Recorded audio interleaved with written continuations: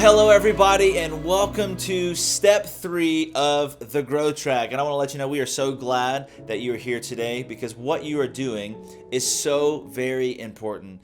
And I want to make sure that all of you have the Grow Track booklet that you've been given, and if you don't have one, let the host know, and we'd be happy to help you with that. And I want to remind all of us that what we are doing here and why we're doing this is our church has a vision for you to take a spiritual journey that we believe God has had in His heart for you to take, all the way from the beginning of time. And I mean, we can find it as early as the book of Exodus, and it goes all throughout the Old Testament and all even throughout the New Testament that God has always wanted people to have a relationship with Him. We call it know God. And then you have to take some steps to settle your yesterdays, the things in your past, and we call that find freedom. And then we want you to discover your purpose, because every person was born on purpose for a purpose. So you're not here by accident. You are here to exist. You are not here to just exist or to survive. You are here to actually do something with your life that matters. And I really believe with all my heart that the highest level of living and the highest level of doing life is where you actually make a difference. In fact, sociologists say that the highest level of fulfillment in a person's heart is when they lay their head down at night knowing that they did something that changed other people's lives. So we call it around here, know God, find freedom, discover purpose, and make a difference. This is God's plan for your life. Now, each of these 4 steps that God has for us is we have a system that we are using to actually deliver it. Primarily, people are meeting and knowing God or getting closer to God through our worship experiences. And then primarily, people are finding freedom through our small groups that we have all throughout our church in the community. And I hope every one of you have found a group. If you're not in one, you need to find a group, because if there's work that can be done, that's where that's going to happen. In small groups is where we're going to work through our issues, because we all have issues. And making sure that you talk about those, because there's going to be something that I've learned in this process is you'll always be as sick as your secrets. So you need to get into a group. And then the growth track delivers the third part, which right here we're in, which is discovering your purpose. And then hopefully you'll end up in the final phase of this journey where you're making a difference. And that happens through our dream team, through our volunteers. So growth track has 4 steps. In week 1 is for you to be connected to a local body of believers. And we gave our version. It's kind of our version of church membership, if you will. And I want to say that if you're contemplating making Skybreak your home church, that I would say give us a year. Give us a year of your life to commit to diving deep. And I know that if you do this with all of your heart and all throughout, and I believe if you do it with everything in you, that your life will be changed forever. And if not, then you need to find yourself a local church to be a part of, to go dive into, where you can do just the same. Now in step 2, we talked about the fact that we have a design, that God has given us a God-given design. So when we were created, God gave us a divine design for your life. And in the Bible it says in Ephesians, to each one of us a grace gift has been given. That means there is something that you are automatically going to be motivated to do, something that you are wired to do, where you're wired that way. And we think that the more you look into a person's design, the more that will reveal their destiny. So that's why we talk about this through our spiritual gifts profile and our personality profile test, so you can discover the unique design and unique wiring that you have. Now today we're going to give you the third step in the development of your purpose, and I'm going to start by reading in 1 Peter chapter 4, verse 10. It says, God has given each of you a gift, and hopefully you've discovered that gift last week, but it says from His great variety of spiritual gifts. You see, you're all going to be wired and motivated in a different way. Now, I've done this for quite some time, and I know this, that where some people have some hang-ups, because usually they'll say, well, I'm not ready, or here's how they'll say, God is still working on me. And most people look for reasons to disqualify themselves from leadership.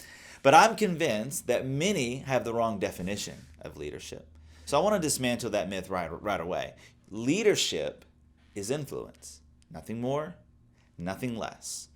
So the reality is everyone is a leader. Even people who don't know God are leaders, because everybody is influencing someone else in some kind of way, and it's about influencing others in a worthwhile cause. That's why we believe this is all about. This is what leadership is about. It's not dependent on titles or positions or even what you think are these just natural abilities. Don't limit yourself on natural abilities. It is dependent on people discovering their gifts and passions. Again, hopefully you did that last week, and then you're using those gifts to make a difference in the lives of others in your world. For myself, I am absolutely terrified of public speaking. I know it may not seem that way because I do this all the time, but I am absolutely terrified of it. You see me doing it now, but what you don't know is the years and moments that lead up to every public speaking engagement that I have the opportunity to be a part of. The things that I have to go through in myself and in my mind to get in the right mind frame. I had to come to the grips with the fact that this statement here, and maybe this is something you can apply to your life, that my passion must override my fear. You see, my passion is to see people capture the extraordinary life that God has for them. And the thing that helps me every time is a few statements that I actually speak over myself. And I actually have a specific prayer that I pray. I say things like, God, I am called. I am anointed. I am appointed to do this. God, you chose me and you called me for such a time as this, that I am a vessel to be used by you, God. And you see, I want that same passion to rise up in you, so that way you can make a difference in the circle of influence that God has given you. Because I will tell you that there is no greater joy and there's no greater fulfillment than when you know that you're living out your God-given purpose. You see, if you look through Scripture, you'll notice that people were used by God, and the people that God uses, He never uses those who are actually talented.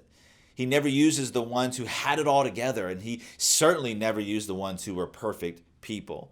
He always looked for people with issues. And I think He did this on purpose. He looked for the most imperfect people and said, let me use you. Let me use that stutterer or murderer Moses. Let me use the guy who killed Christians, Paul, who went on to write 2/3 of the New Testament. Now, why would God choose an adulterer to be a king as King David? Why would He do that? You see, He's trying to show you that no matter who you are, no matter what your current resume is, that he can use you to influence other people if you allow Him into your life. So there are some things that I believe that stand in the way, and I want to make sure that we get it over at the start before we start developing our leadership. And I want to use Moses as an example because Moses had this horrible view of himself. If you know the story, he was raised Hebrew, but in the house of Pharaoh, an Egyptian, and when all that was discovered, he went into exile on the backside of a desert for 40 years. And of course, he had this burning bush encounter with God. And that's where we pick up the story in Exodus chapter 3.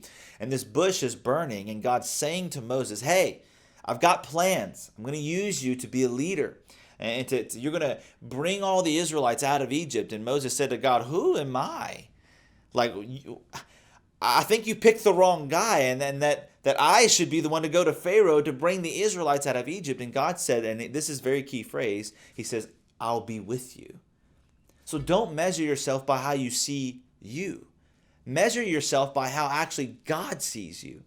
You can't just look through your lens or how you're seeing yourself. You've got to look through the lens of how God sees you. So the next following verse, Moses comes up with 4 excuses.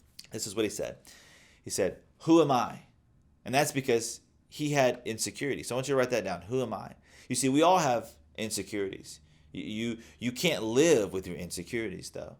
The second thing is, he says in this text is in Exodus chapter 3 and 4, he says, write this down, what if they? So that was his second excuse. And he had this issue with fear. So what if they laugh at me? What if my friends mock me? What if they? What if they? And honestly, there are a lot of you that are keeping yourself from God's best for your life because you're considering more about what other people think of you all the time. So let's make this very practical. Some of you pray, but you can't pray in a restaurant because you are there and what are people going to think? And the thing is, we must decide to do this not to be led by the fear of man. Proverbs 29 says, the fear of man will prove to be a snare, a trap. But those who trust the Lord, it says, will be kept safe. So I'm not there to make a show in the restaurant, but I am certainly not going to deny my God. And I'm not going to live with fear of any man. You see, we can't be measured by that. And some of you need to overcome the fear of people. If you're going to fear something, fear God. And have this healthy respect for God. That's what it means to fear God. And we're all going to have to stand before God one day, not man, to give an account. That's what the Bible tells us. You see, the third statement that he said, the third excuse that Moses made was, I have never. That's the third one. So write that down. So when you're asked by God to do something that you've never done before, I'm going to tell you something. God is famous for doing that, especially in my life. God is famous for calling you to something that you've never done because he's always going to require you to take some kind of leap of faith, to take a risk. This is what he does. And that every day we need to be on our knees asking God for help. So God is notorious for asking you to do something that you've never done before to keep you dependent on him. And this is very, very important. Then the fourth thing that he said, the fourth excuse, Moses, this was kind of his last-ditch effort to not have God use him what he's calling to do. And this is what he said. Write this down. Why don't you use somebody else? Can you find somebody else? And I want you to write this word down, reluctance. Because I'm convinced that there will be some of you today that you're going to get this and believe this, but you're not going to necessarily be ready. So you think to take the next step. And I want to convince you this, that you and your life will never make sense until you're doing something with your life that really makes a difference. So here's what the devil will do to make sure that you don't do it. And I'm going to tell you this so you know how to look out for it. And that is, he will try to keep you from the call that is on your life, that purpose that's on your life, that influence that's on your life. He'll do it by two things. He's either going to give you a lot of stuff and make that a distraction, or he'll give you a lot of problems and he'll make that a distraction. Sometimes a blessing isn't always a blessing. You see, it would either be possessions or problems. You see, some people he blesses a lot, so they won't ever do anything significant for God, and he'll give them so many things, so many toys, so many dreams to play. And let me tell you, and it's the devil. You think it's God's blessing, but it's actually the enemy trying to make sure that you never follow through with God's plan for your life. For others, it's the opposite. They say, well, I can't do anything by myself because I have so many problems and I have to fix all of this first. But though a lot of those, let me tell you, a lot of those things are not about those things. But both of those things are things that the enemy actually tries to put in the way to keep us from serving God. 1 Peter chapter 2 tells us, says, you are a chosen generation. I want you to know that today. A chosen generation, chosen by God as a royal priesthood. In other words, he calls you into ministry. You are a minister. And you've got to see that. You're like, well, I'm not up there preaching. I ain't doing all that. No, God says you are a minister. You are a holy nation. You are his own special people. That's why you are here. You are here with your life to influence others for Jesus. And as you proclaim the praises of him who's called you out of darkness into his marvelous light. That's what the Bible says. And we want to encourage you that whatever is standing in the way, I want you to, by faith, take a step beyond it and realize that there is leadership and there is influence inside of you. And once you live it out, you're going to find the joy in that God's always intended for your life.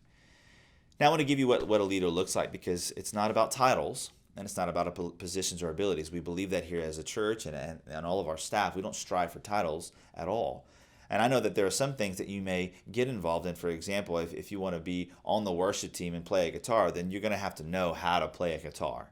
And I realize that there are some abilities needed, but for the most part, what qualifies a leader are not abilities.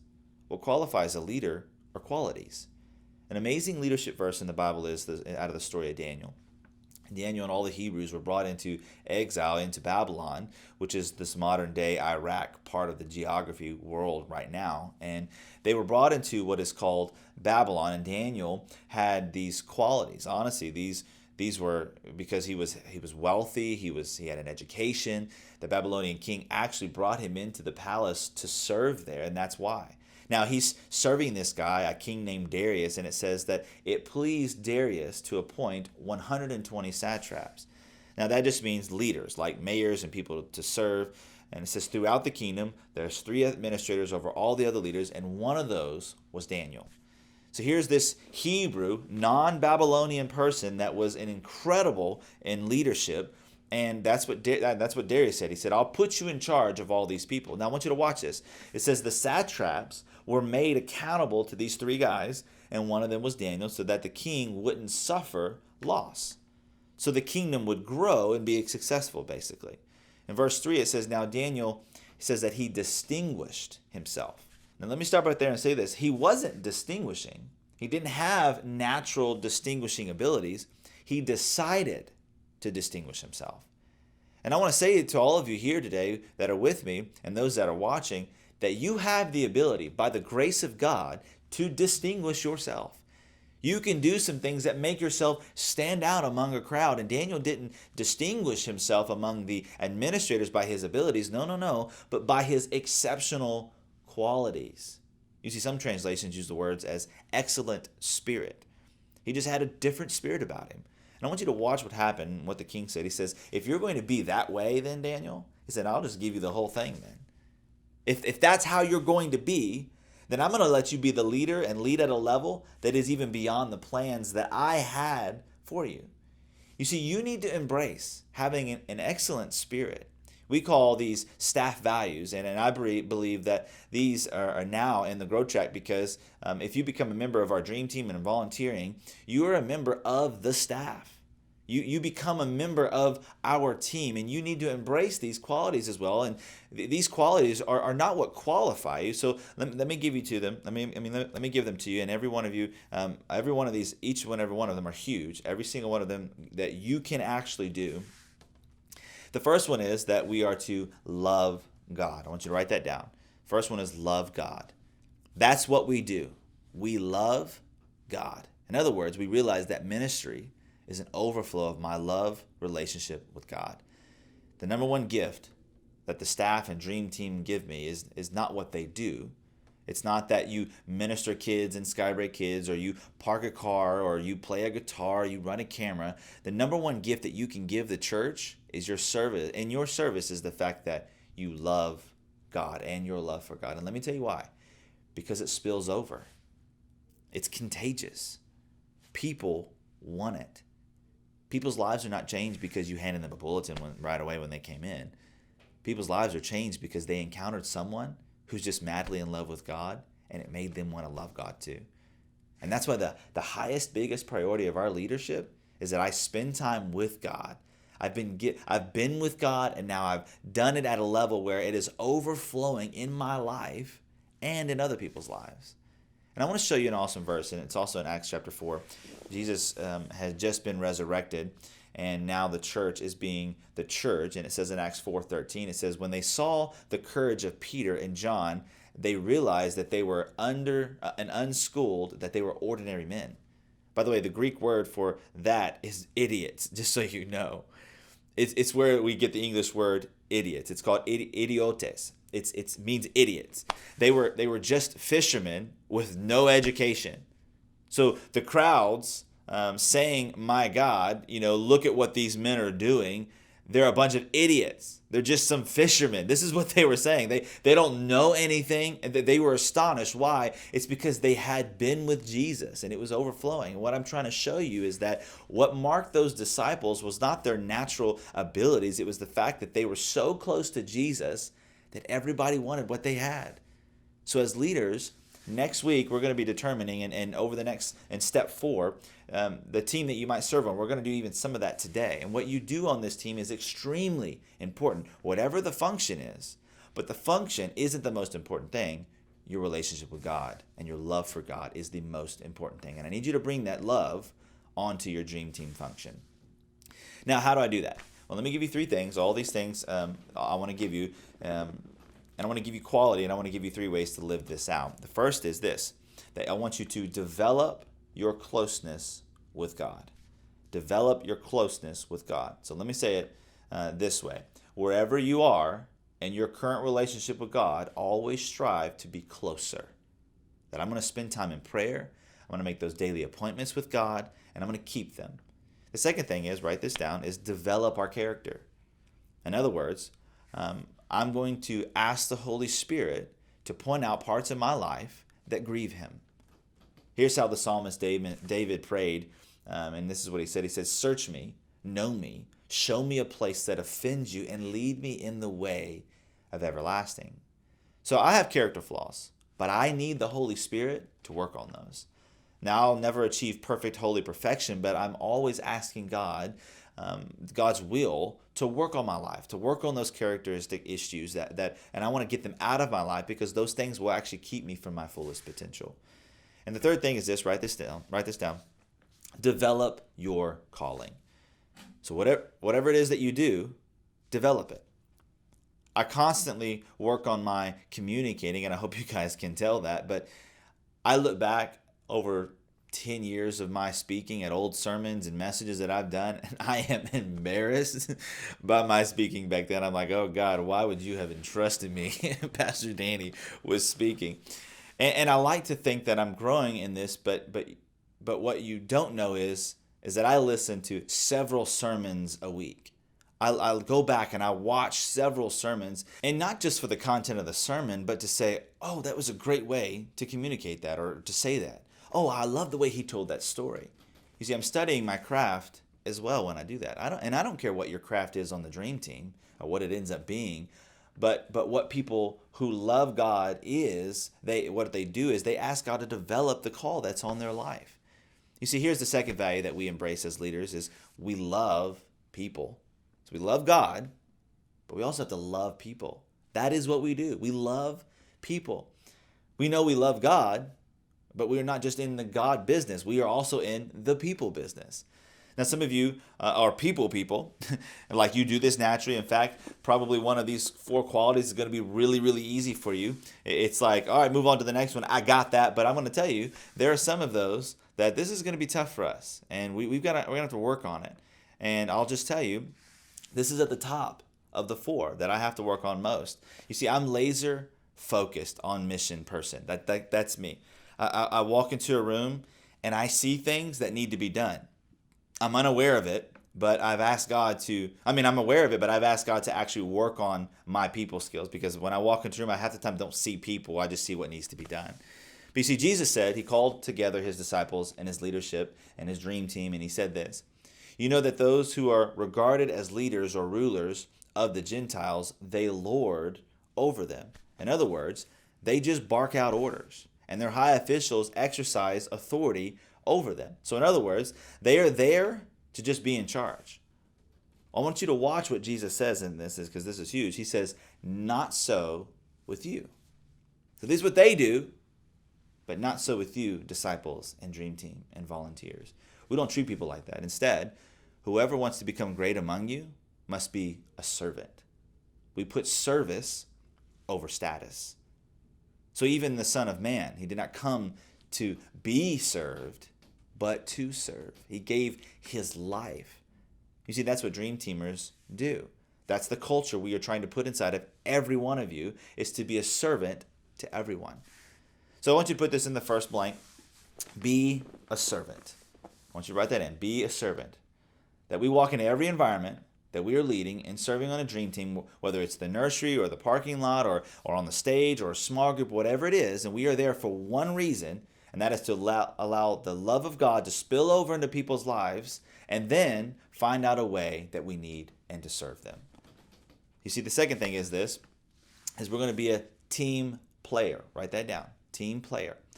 We create a culture of valuing not only those who are serving, but other teammates we're serving with. So we build unity. That's what we do. That's who we are. And the last thing is to be real. Write that down. Be real. Be honest. Be transparent. To me, one of the greatest people qualities is sincerity. This is the real me. And just be yourself. Be who God's called you to be. And the third quality that we're going to develop as leaders is the quality that we pursue excellence. That we are going to fight to maintain a level that honors God. That's who we are. It says in Mark chapter 7 that people were overwhelmed with amazement because of everything that Jesus did. He did it well.